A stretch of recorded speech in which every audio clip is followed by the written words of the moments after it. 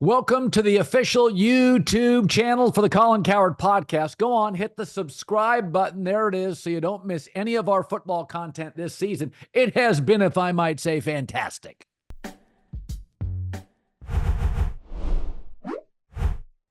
All right. Chad Millman, co-host of The Favorites, Sharper Square, all odds provided by DraftKings. So I had I don't think I had an undefeated week this year, 3-0 last week. And I think it's actually easier in the playoffs. I've had back-to-back weeks because the quarterbacks are all, it's sudden death. It's the best quarterbacks. I want to start with this before we start with anything. There's this sense that, Kansas City, Jason McIntyre's on this thing about the calls going a certain way. And I always point back, Kansas City's gotten the benefit of the calls. Well, my argument is we all know coaching matters more in football than managing in baseball or coaching in basketball. We know coaching, college or pro. We've seen Jim Harbaugh take over the worst defense, make it the best. Coaching matters in football more than other sports. You have like a phone book that offensive players have to memorize, and system, scheme, culture building. And I remember when I lived in Connecticut watching all the Patriot games, and I can remember watching for years and it just popping into my head when they were playing a team and a team fumbled. I'm like, God, I don't think the Patriots have fumbled since Thanksgiving. And you went back and looked, and they literally were the team in the league that didn't fumble. And I'd asked Patriot players about this. They're like, oh yeah, Bill would not let you stretch for extra yards. That was a fine. That was a suspension. You could only do it if it was fourth down in the end zone. Otherwise, you were not allowed to stretch. And I look at the Chiefs and I say to myself, really good coaches are really good teachers, and you can teach your way out of penalties with good communication, thorough repetition. Damian Woody always told me Patriot practice was different than every other practice, his Detroit, his Jets practices. So what your take on that the Chiefs get all the calls, because if you go back and look at the penalties during the New England era, they were less penalized as well. I think it's bullshit. I think it's a media constructed argument because people are looking for reasons as to why the Chiefs keep winning, other than they have a generationally great quarterback, a generationally, if not historically great coach. Our mutual friend, Ryan Russillo, had a great stat on his podcast the other day. The past 2 years, Kansas City opponents have been flagged for 48 penalties in the fourth quarter and OT of one-score games. Colin, how many have the Chiefs had in the same period? 12. 47. So let's knock it off, okay? What you have in the Chiefs are a coach who has found the perfect cheat code for his scheme. He's got a guy who is ultra competitive, who can make magical plays, who, by the way, as Tom Brady pointed out on your show, having to defend Patrick Mahomes for 4 downs in the playoffs is just so freaking hard. You don't get to 7 conference championship games because people are calling penalties against the opponents more often. Ask Lamar Jackson. Lamar Jackson has 2 MVPs. He might get a third. He should get a third. How many AFC title games has he played in? How many Super Bowls has he played in? He is as brilliant an athlete and as brilliant a quarterback as there is in the NFL. He's not getting there. Patrick Mahomes and the Chiefs do something different, and I think it's in the head of every single team they play. Well, let's start off with the Commanders and the Eagles. I'm going to take Philadelphia -6. I'm also going to take the over. I do think they've played twice. Philadelphia should have won twice, but Jalen got hurt. Kenny Pickett came in. So I think the number I look at over 2 games is average yards per carry, and it's 5.5 yards for Philadelphia. Well, that's a physical mismatch. The O line for Philadelphia is almost better to a man than the D line for Washington. That's not going to change. That's not scheme.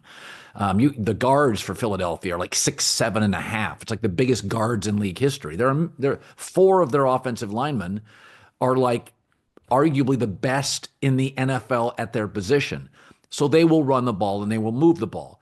But I do think the Commanders will have to score and know it going in. So they'll take chances. They'll do some 4-down stuff. So my take is it's a fairly high scoring game, which makes me more comfortable laying the 6 with Philadelphia sharp or So it square. was sharp at 4.5. It's gotten to 6. It actually got up to 6.5. And wise guys have been buying back. And in a lot of the conversations I've had this week, and Simon Hunter and I talked about this on the favorites today, when we sort of bring in the feedback from professional bettors, they were liking Washington. And it honestly doesn't make sense to me or to Simon, and apparently to you either. Last week, people were coming in and they were hammering the Rams. I loved the Eagles all week. And if not Same. for Jake Elliott missing a couple extra points, that game is not a push, it's a cover for the Eagles. Same thing this week. Yeah. I, I don't get it. I feel like there's so much recency bias in relation to Jaden Daniels. And both of these games, weirdly, there is so much public support for the road underdogs against the higher seeds because of the status of the quarterbacks and the seasons they're having. Josh Allen is having a better year than Patrick Mahomes. Jaden Daniels having a better year than Jalen Hurts. But people are forgetting that this Eagles team is not built around Jalen Hurts, right?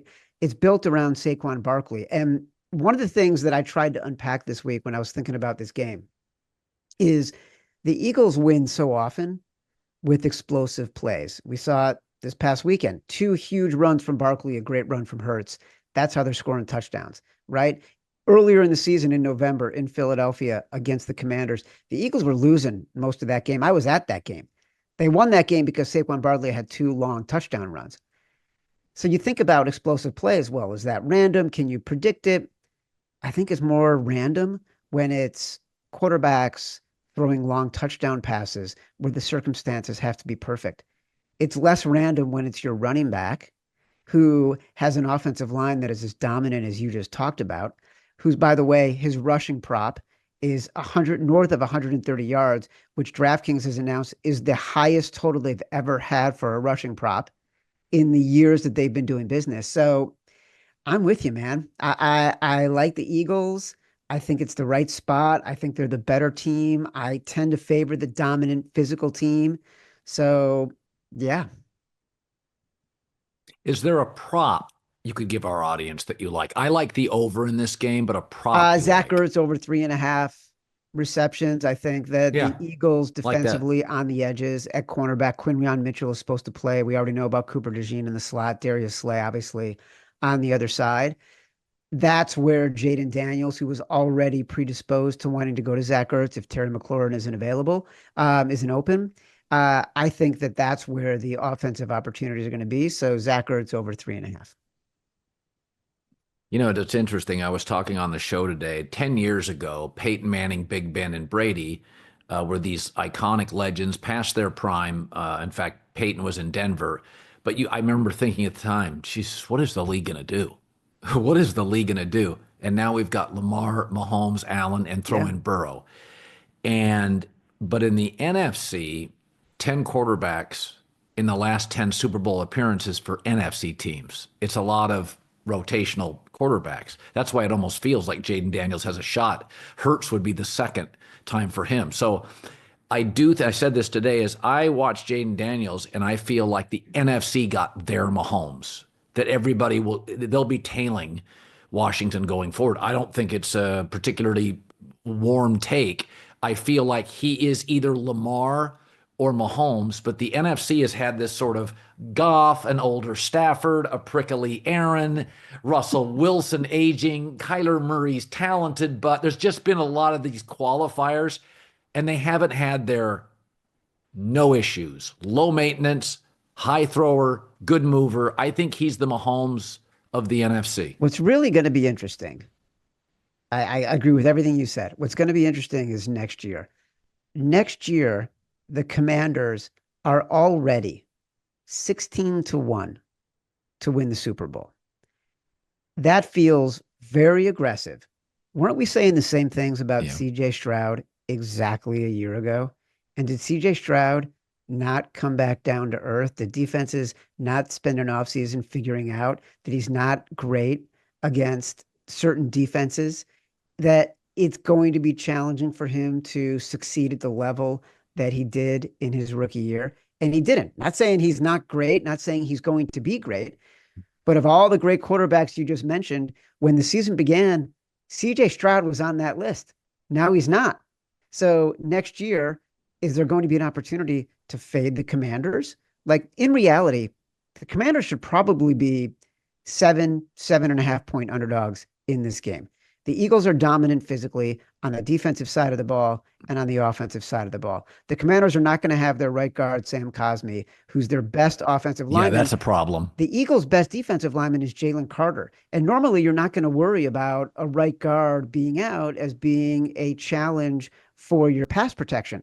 But when Jalen Carter is rushing up the middle, your right guard might be the guy who needs to grab a piece of him every once in a while. You're now not going to have a guy. And so all of a sudden these things change.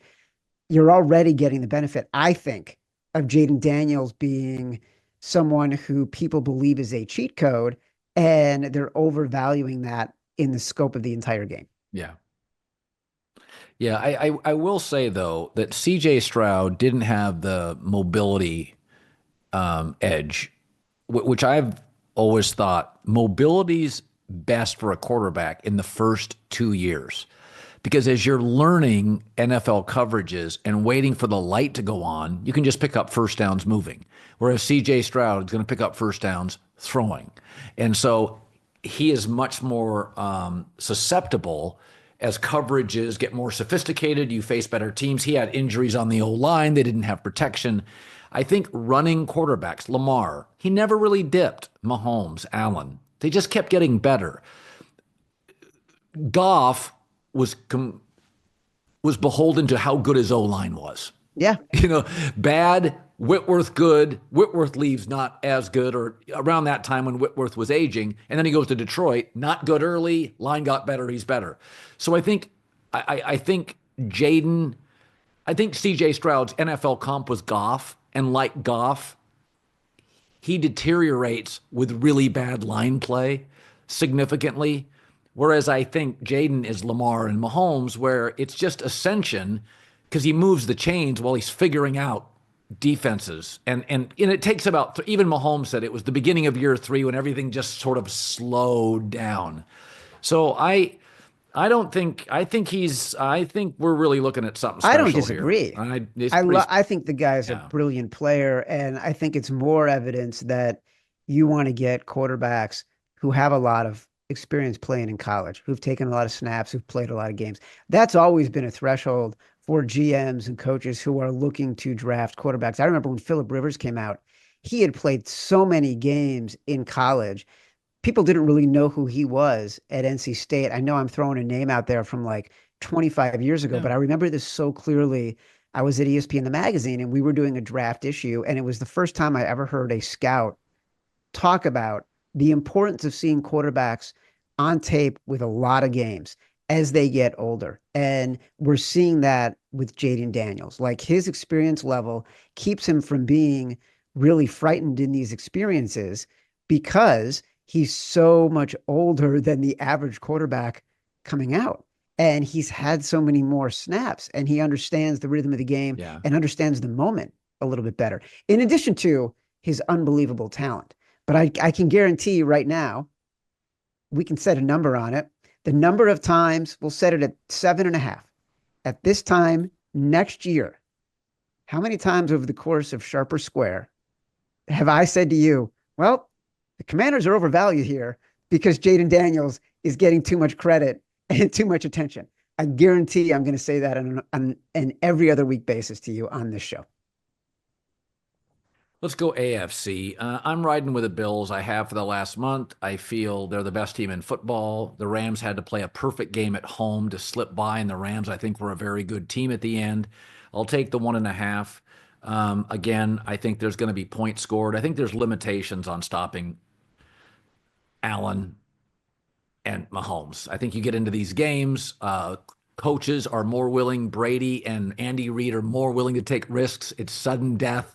You empty the playbook because you have 2 weeks to prepare for the Super Bowl. So just empty the playbook. I take the over 47.5, Bills plus 1.5. I can absolutely see Kansas City winning. I think this is the best version of Buffalo for two reasons. One, they do not turn it over. They're not heavily penalized, and you can't get to Josh Allen. They're the mature version, which Baltimore hasn't become yet with Lamar. They're still, like I said this before, Buffalo's always been a Ferrari with Josh Allen. They just no longer get speeding tickets. They don't make the mistakes. They don't get caught. Like they slow down in front of the cops. So they have all the talent, but they don't have that sort of, and Baltimore's trying to work themselves out of this, that sort of like, we can't slow down. We go 100 miles an hour. So I think they've become the Chiefs.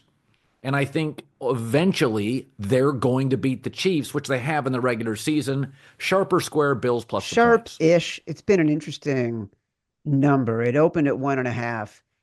And even though the majority of the money, which indicates professional bettors like the Bills, and the majority of the tickets, which also indicates the public likes the Bills, it's kind of stuck at 1.5. In fact, there's been a little bit of sort of juice movement, meaning they're making it more expensive to bet the 1.5 on the Chiefs because they want you to take that 1.5 because pretty soon they're going to go to 2. I think that you're on the professional side, not in a dominant way. I'm going to play devil's advocate. Everything you're saying is right. Josh Allen gets out of the pocket. To me, he's as frightening and frustrating as Lamar Jackson and Patrick Mahomes. And their running game this year has been so freaking good. They played the number one team in defensive rush success rate in the Broncos and crushed them on the ground. They played the number 2 team in defensive rush success rate in the Ravens and crushed them on the ground. The Chiefs are not nearly as good at defending the run as either the Ravens or the Broncos, and they're going to have to figure out how to manage Josh Allen when it's 3rd and 1 or 4th and 1, who's clearly unstoppable, how they're going to have to manage James Cook. All that is true. There is zero evidence, Colin, that Patrick Mahomes is going to lose this game. Zero. Like in November in games where the weather is 40 degrees or less, 23-2 in his career. The last loss was to Tom Brady in 2019. He's won 20 in a row. Andy Reid with Mahomes, with an extra day of rest, just one extra day of rest, which he has, 20-3, 14-1 at home. Like, it's just, why would I want to do this? I've been given every opportunity to bet the Chiefs as a short home dog. Patrick Mahomes, 7 straight AFC title games, 3 Super Bowls in the past 5 years, going for 3rd in a row. He is going to challenge Tom Brady as the greatest quarterback who's ever played, and he might do it before he's 32 years old. Like, Yeah. what am I doing here? Why would I bet against Patrick Mahomes? Yeah. I had a buddy call me the other day and tell me I'm all over the Bills. I'm like, why? And why would you do that with confidence? Like, you just can't. It's hard. I get it. I'm afraid of it. But there's no way I'm betting against Patrick Mahomes. There is no way. But yeah, I like the over too.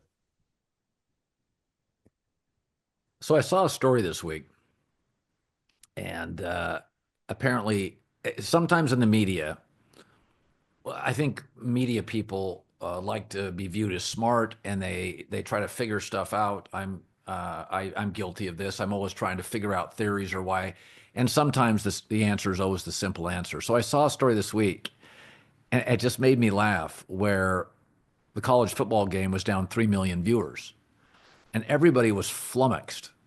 And I'm like, guys, men like Trump.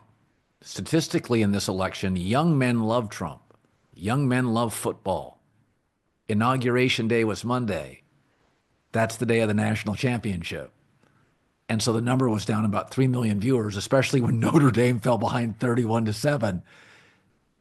That's the Yeah. answer, right? Like it wasn't that we hate Ohio State and Notre Dame. It was every 4 years an inauguration with a polarizing Trump who, for the record, does very well in this election with young men. Yeah, I saw the numbers too. It's so funny you say that because I saw the numbers this morning and I saw a story, just the headline, down whatever percent. It was 10% or whatever it was, right? 12%. And as soon as I clicked on it, I'm like, someone's going to try to explain why this is. This isn't rocket science trying to find patterns when you do year over year comps. You can do year over year comps with every podcast in the Volume Network. You can do it with your Yeah. show. The circumstances are always different. We do this at Action all the time too. How come this Monday night game is down from the year before? Well, who was the matchup? Was it a game where was it a night where you had two Monday night games being played instead of one? Because when you have two Monday night games, traffic sometimes dips a little bit because attention is diverted and games start a little bit earlier. So people aren't online as early. Like there's so many easy to unpack answers to so many of the questions that are asked in sports. It's phenomenal that we try to make it as complicated as we do. And to your point about politics mixing with sports and impacting sports, 2 years ago, 93 of the top 100 broadcasts in the United States were sports. This past year in 2024, 81 of the top 100. Do you know why? Because there were so many debates and so many political Right. events that were leading the coverage, that were getting so many more viewers. So, of course, there's going to be changes on a year to year basis because of the overall world and what's happening, not because of anything about myopically what we think of Ohio State or Notre Dame. Well, I worked in local TV for over a decade. And so I still have friends in local TV. Not as many. Many have retired or done other things, or moved on. But it's like you're going to notice over the next 10 years, there'll be a little bit of renaissance in local TV ratings. Why? Because of climate change. And whenever you have severe weather or disasters, local reporters are better than national reporters. They've built trust with the audience and they know the terrain. A Dallas reporter, a Chicago, Minneapolis, Los Angeles, New York reporter, if something happened to the Brooklyn Bridge, forget CNN, I'm watching the local guys, right? So LA local news ratings went up Yeah. 400% over the last 2 weeks. And I watched the coverage. It was significantly better than CNN. And it's not a political, it was significantly better than all national coverage because the local reporters, they all live in these towns and they just know the topography and the canyons and the history. And so, it's you're going to watch local TV ratings and you can call it whatever you want, but we're just getting more severe weather. It snowed in Pensacola a foot. Whatever. LA had a blizzard 2 years ago. Whatever. So, yeah, I think most of the stuff is fairly explainable. So when local TV ratings have a renaissance here in the next decade, that's mostly what it's going to be. I love that you talk about the weather component of it because those are the only people I remember growing up when I watched local TV. And even here in West Hartford, where you used to live, like Stacy and I, my wife and I, we love the local weather guy. And I love the local weather guy because he knows our town and he knows all the towns Yeah. around us. And he knows the difference between here we're in a valley, here you're a little bit on a hill. So it's going to be a little bit colder here in the morning. You might have Yeah. a little more frost. I live by what this guy says. And I completely connect with what you're saying. What's actually frightening, I don't know if you saw it this week, but there is one broadcaster that owns a lot of local stations that is letting go of all their local weather people. and having a Why? singular sort of source of weather information and segments that is then being distributed out to the local channels is sort of like the single Ugh, service provider within an organization, which is ugh. idiotic. That is that is the Yes. opposite of what I would do over the next 10 years. Get rid of the local sports guys. Love them to death, but everybody's watching some other platform. I want massive weather people locally for the next decade. Whatever you want to call it, we're just getting more combustible Yes. weather, hot, cold, wind, rain, whatever. It makes no sense. I saw it. I'm like, the one thing people care about is weather. It's the only thing people are checking for in the morning.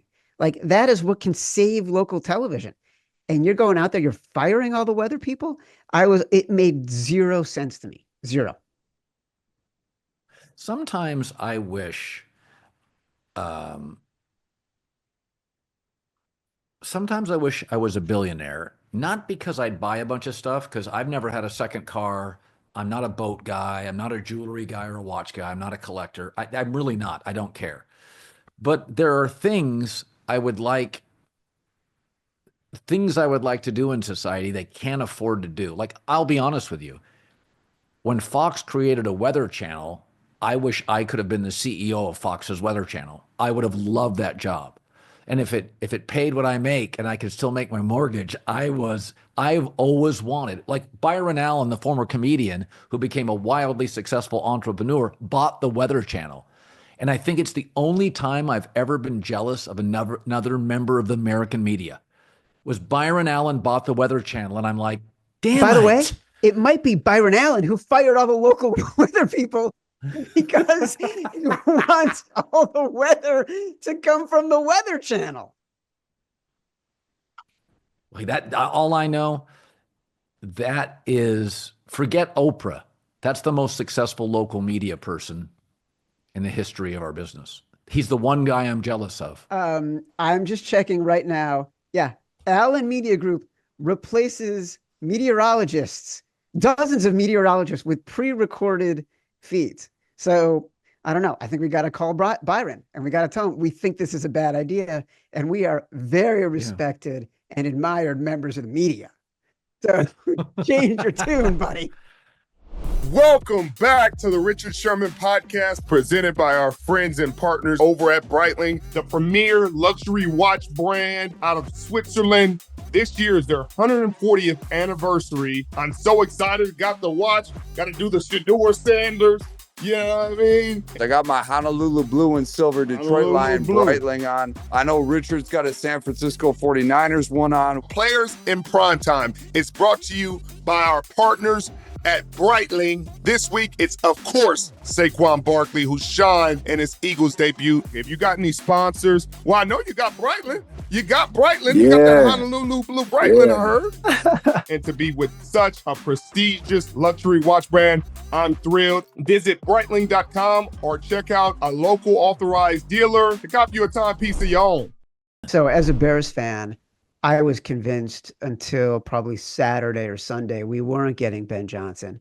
And because why would we get the best prospect in which it requires showing off your organization, being functional, and paying the most amount of money? That's just not how Chicago has done it ever.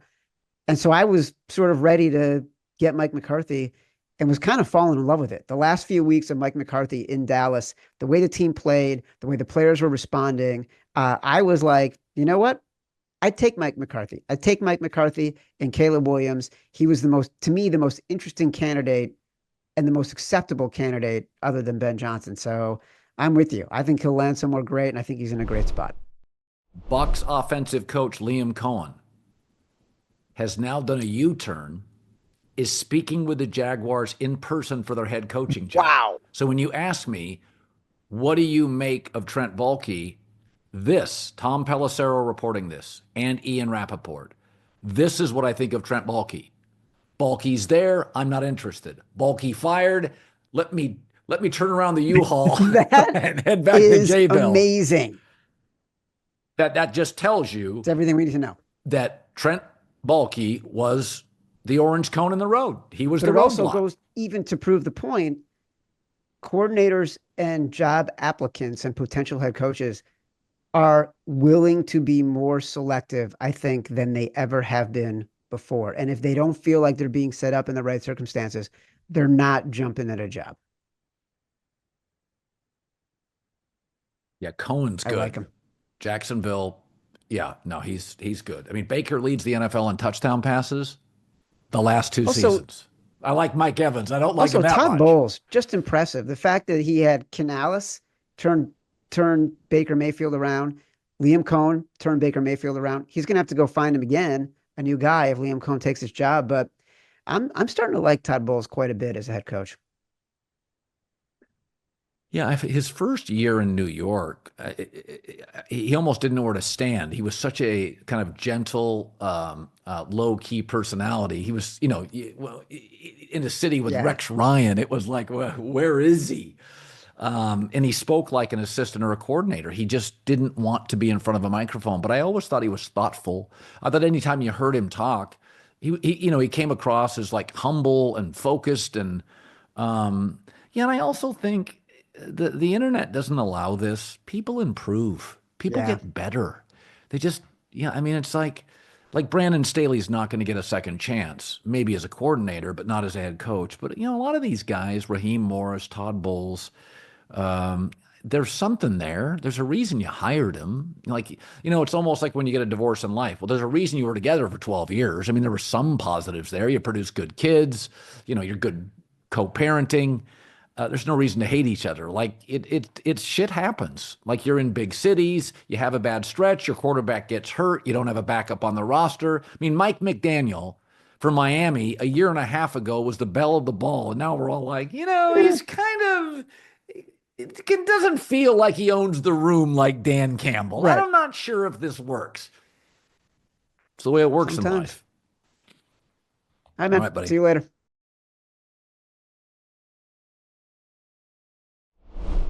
No matter the dress code, the Tristan shoes fit the bill. Designed with breakthrough step-activated technology for hands-free comfort, you can step in and step out of these shoes with ease. Made with advanced comfort and flexibility, a built-in molded heel provides a secure fit that holds your foot in place, finished with a lightweight yet durable EVA outsole. The Tristans have become my go-to for game day.